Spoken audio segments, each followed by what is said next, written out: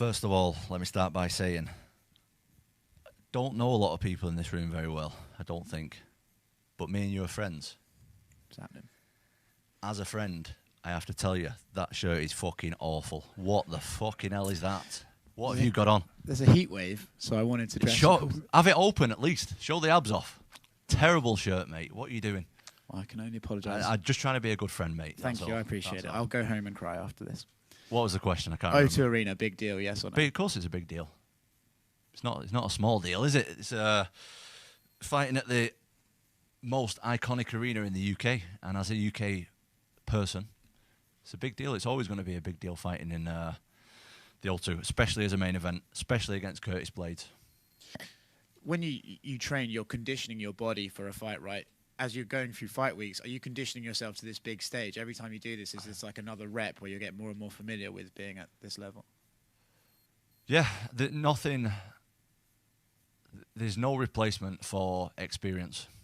And I've done this before, so now I know exactly what to expect. Different opponent, of course, completely different opponent, better opponent. And but I have done it before, so these things are getting a little bit easier to deal with, definitely. I know you don't love the questions about like, oh, you know, how's the fight going to go and stuff like that. But you mentioned this is a different sort of opponent. With Curtis, what are you expecting? Are you expecting what everyone else is suggesting, that he's just going to come out and run for takedowns all night? Or are you expecting him to mix it up? What are you expecting from him? This is MMA. He's a great wrestler. He's great at other stuff as well. So I have to be expecting everything. Obviously, he brings a massive threat in the wrestling department. So I prepared for that. I've prepared for everything. This is MMA, do you know what I mean? You can't just be like, oh, he's going to come out and just take me down. Obviously, he's got great takedowns, but I'm ready for his striking as well and his submission gate. You have to be ready for everything, mate. Yeah. Last one from me. You have often said, like, oh, I'm just happy taking my time. After this fight, people are going to be putting you at the level that you're sort of waiting to reach yourself. Are you ready for that? Or are you still going to try and take the slow path and get better? I will take it as it comes, the same way as I do with everything else. You can't guarantee the future, can you? You can't guarantee what's going to happen. So I will cross that bridge when I come to it. But until then, fighting Curtis on Saturday, and that's all I'm bothered about. So please, I would appreciate if no one else would ask me about other fights, because I don't give a shit about any other fights. I'm interested in this fight only. Tom, hi. Hello. I believe this is the first time Curtis Blaydes is an underdog in his UFC career. Just wanted to get your thoughts on that. I didn't realize that. I don't know why that. I thought that I was the underdog. I'm not. I don't look at odds. This is the first I've heard of it. I think that's. I'm not a bookie. I'm not a. I don't even bet, so it doesn't mean anything to me really. Right, and I know you said you don't want to talk about fights and stuff, but I wanted to get your thoughts on Tai Tuivasa and Cyril Gane, what your thoughts are on the matchup and how you see it playing out. I think it's a great fight. I think this is. I hate to sit on the fence. But this is heavyweight MMA. I think Cyril is amazing. I think Tai is also very good. But I think Tai's more dangerous than Cyril. I think Cyril's better technically. I think Tai is way more dangerous. So I wouldn't be surprised either way. I wouldn't be surprised if Cyril won, or I wouldn't be surprised if Tai won. This is heavyweight MMA. Massive guys, tiny gloves. Anything can happen. Thank you. Tom. Hiya, mate. How you doing? It's the second time you're at the top of the poster. Main event, big fight. Obviously, the first time was last time we were here in March. How much has that experience been of benefit to you as you prepare for this one, and how different does this week feel compared to the lead up to the last one against Volkov? This week feels pretty normal, to be honest, because I've only just done it. It was only 3 or 4 months ago or whatever. You can't buy experience, and I've been here before, and I think that everybody who's on this card, whether you're a home fighter or an away fighter, if you want to put it like that, you need to take into account that the English fans are different. Like, the UK fans are different to any other fans in the world. They're absolutely wild, and the atmosphere in there, it can either make you or break you. And I think you got to be prepared. You don't need to be prepared for that. You need to take that on board when you're fighting in the UK, because it is different.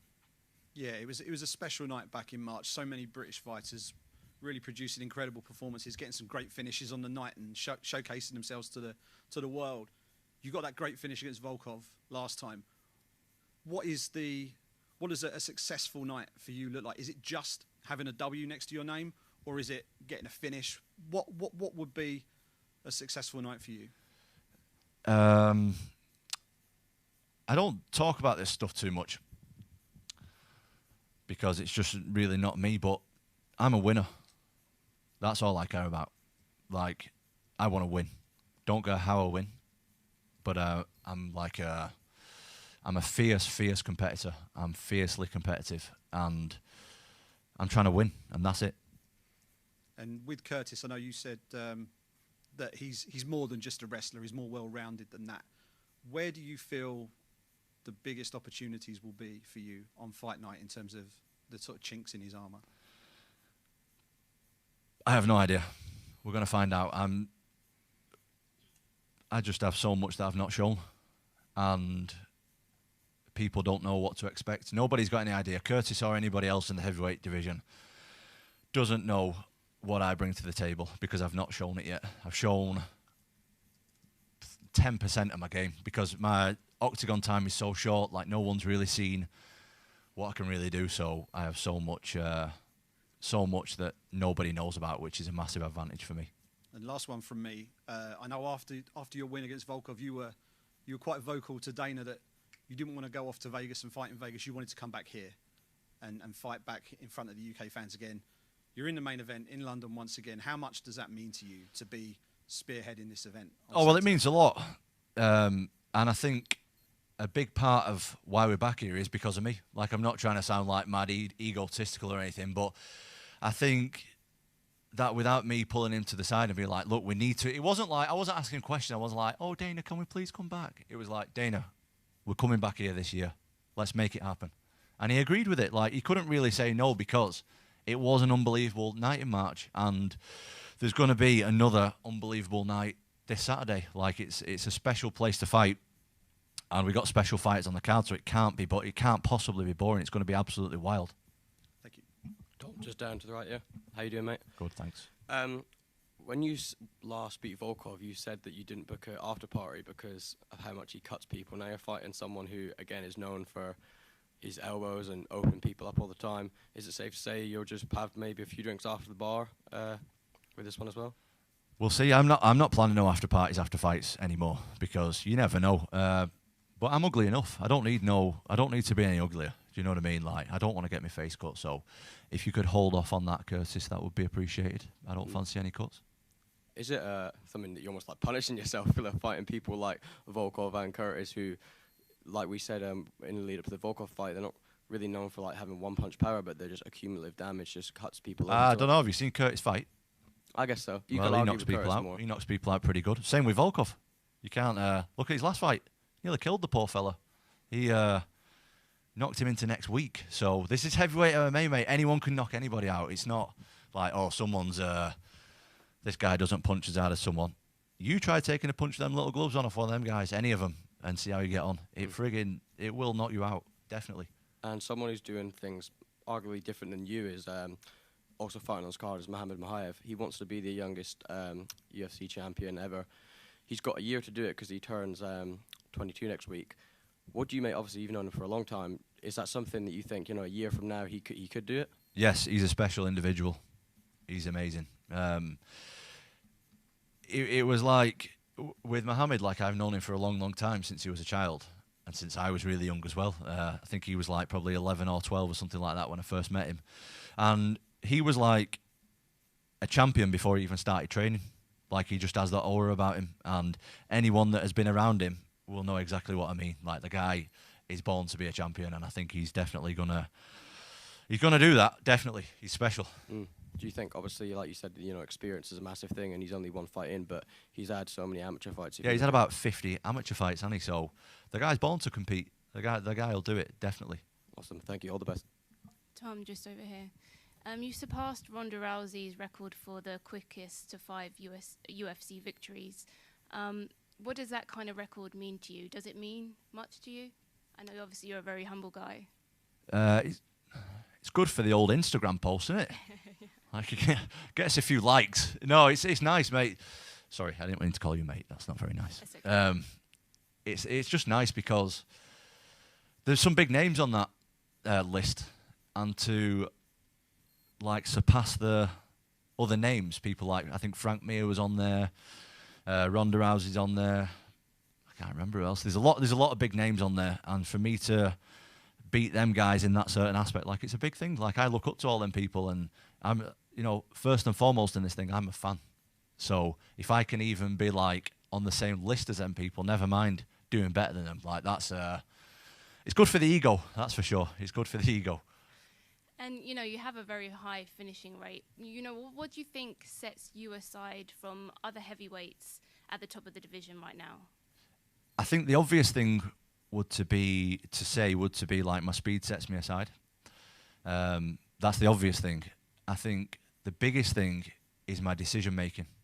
I think my decision making is like top of the top level. I make decisions super quick and super intelligent decisions really fast, and I don't think that's something that the untrained eye doesn't see too well. And even the trained eye might not see that too well, but my decision making is better than most people's in this division, that's for sure. And, you know, you've not made it into the third round before. Do you, obviously, is that kind of like a gift and a curse in a way? I know you want to showcase more of your skills, and you said you've only shown 10% of what you have.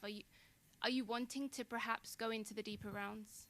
I am, of course, but I've only just turned 29, and I have a whole lot of years of fighting to do in front of me. Like, I've got at least another 10 years in this sport before I want to retire. And there's definitely time for me to have more time in the octagon, definitely. So for me to not have a lot of miles on the clock and still be fresh, I think that's a good thing as well. But like you say, I don't have the experience there and the time in the octagon, so it is a gift and a curse. Yeah, definitely, for sure. And earlier you were surprised that you were the underdog. That, you know, you thought you were going to be the underdog with this one. Why did you think you would be the underdog going into tonight? Because this is my 6th UFC fight, and I believe it's Curtis's 17th or 18th UFC fight. He has been in the top 7 in the world for the last 5 years. I've just broke the top 10. He's beat everybody apart from the 2 biggest punchers in the division. His record speaks for itself, and I don't think, you know, I think I've still got a lot of work to do. Like, I don't feel like I've done that much, really. I think he's done a lot more than me. So, yeah, that, basically. Is that a nice surprise, though? Does that give you any kind of added confidence? Doesn't bother me at all. What other people think does not bother me at all. Like, what matters is what I think about myself and what my team think about me. And I'm confident in myself, really, and that's all. What other people think is pretty irrelevant at this stage. Thank you. Thank you. Yeah, Tom right here. Sorry. Hello. Hi. Tom, usually you beat a guy like Curtis Blaydes, people start talking about things like title shots and the like and everything for the future. But with everything going on with the belt, what they may or may not do with some of the other guys at the top, would you say you're going to stay active going into late 2022, maybe early 2023 if the belt isn't offered to you? Yeah, I think so. I'm not really... I'm just trying to... I've got a lot of work to do before I get to the belt, in my opinion. So, yeah, I'll fight. If they want me to fight, I'll fight. Like, I've been really active. Like, I think this is my 7th fight in 2 years. So it's quite active, especially for a top heavyweight. Like, that's really active, actually. So, yeah, I've been active so far. Let's keep it going. But I would imagine it's going to slow down a little bit now, fighting the top guys and stuff. So, whatever. I'm a fighter. I want to fight. As a spectator, what would you like to see happen? Do you think maybe Stipe versus John Jones, or would you like John to maybe, you know, see that fight against Francis Ngannou? I just want to see John Jones at heavyweight. Lot of talking, but we've not seen nothing yet, so it's still a mystery. So I'm not really fussed. I just want to see, as a fan of John Jones, I want to see John Jones at heavyweight, see what it looks like. Thank you. Yeah, Tim from Sportskeeda here. What are you going to do to bring yourself up from 4.5 to 5 stars in the UFC video game? Am I at 4.5 stars, That's am I? what you had posted on Instagram. You said, I want to be 5 stars. What are you going to do, man? I posted that. You posted that. When? It was before this fight was announced. I can show you if you want. I don't remember posting that. But I do I do have like someone else posts me on Instagram sometimes, so maybe they posted it. Well, we've got to get me to 5 stars, don't we? I don't know. That's it. Throw some spinning shit or something. I don't know. That's all I'm missing. I have no idea. Maybe I need to get a submission off my back. I don't know. What does it take to get 5 stars? Nope, that's a great answer. Thank you very much. And let me get a World Cup prediction from you as well. I don't watch that shit. I don't watch football. Good. Thanks so much, man. Hi, Tom. Hi, mate. Back-to-back main events. Do you find yourself getting recognised a lot more when you're out and about by the public? And how do you enjoy that? I think after the last fight, I got recognised a lot more. I think I'm a tough guy to miss anyway because I'm like a foot taller than everybody else. But yeah, I get a lot of love. Do you know what I mean? I get a lot of love when I'm walking around the streets with a lot of people. They're like wishing me well. Yeah. A lot of people also like saying, "Make sure you win because I've got 100 quid on you." I'm like, "Yeah, mate, I'm going to do that just for you. Just because you've bet 100 quid on me, I'm going to win."